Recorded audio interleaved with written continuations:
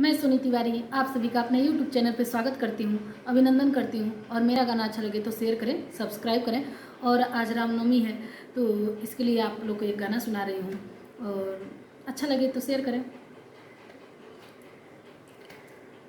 राम जी के भैले जनमवा हो रामा, चैत महीनवा।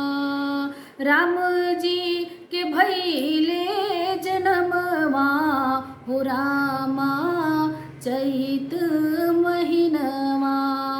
चैत महीनवा, चैत महीनवा। राम जी के भैले जनमवा हो रामा, चैत महीनवा। के लुटावेला यन धन सोनावा, के लुटावेला यन धन सोनावा। के लुटावे कंगनवा हो रामा, आज शुभ दिनवा। के लुटावे कंगनवा हो रामा, चैत महीनवा। राम जी के भैले जनमवा हो रामा, चैत महीनवा।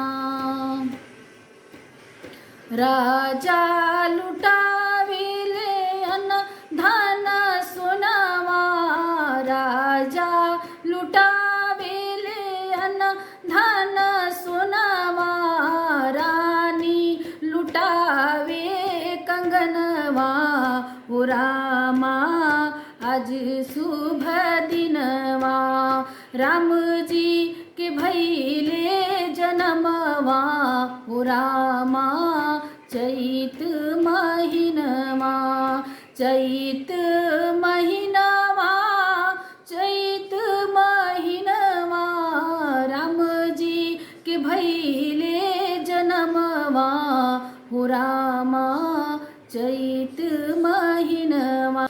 मेरा गाना आप लोग को अच्छा लगे तो शेयर करें, सब्सक्राइब करें। Thank you.